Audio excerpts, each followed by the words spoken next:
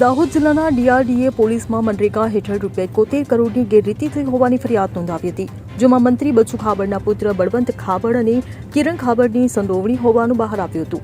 ત્યારે 2 દિવસ પહેલા દાહોદ પોલીસે બીજેપી મંત્રી બચુ ખાબડના પુત્ર બળવંત ખાબડની ધરપકડ કરી હતી. ત્યારે હવે તેમના બીજા પુત્ર કિરણ ખાબડની પણ ધરપકડ કરવામાં આવી હોવાની વિગતો સામે આવી છે. મળતી માહિતી મુજબ મનરેગા કૌભાંડમાં મંત્રી બચુ ખાબડના બંને પુત્રોનું નામ સામે આવતા પોલીસે આ મામલે કાર્યવાહી હાથ ધરી હતી, જે અંતર્ગત બચુ ખાબડના મોટા પુત્ર બળવંતને પોલીસે 2 દિવસ પહેલા જ ઝડપી લીધો હતો. ત્યારે તેમના નાના દીકરા કિરણની વહેલી સવારે વડોદરા હાલોલ હાઈવે પરથી ધરપકડ કરવામાં આવી છે અને હાલ તેની પૂછપરછ કરવામાં આવી રહી છે.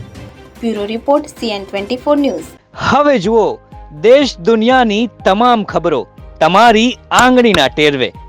ઉઠાવો મોબાઈલ અને Google Play Store પરથી ડાઉનલોડ કરો અમારી CN24 ન્યૂઝ મોબાઈલ એપ.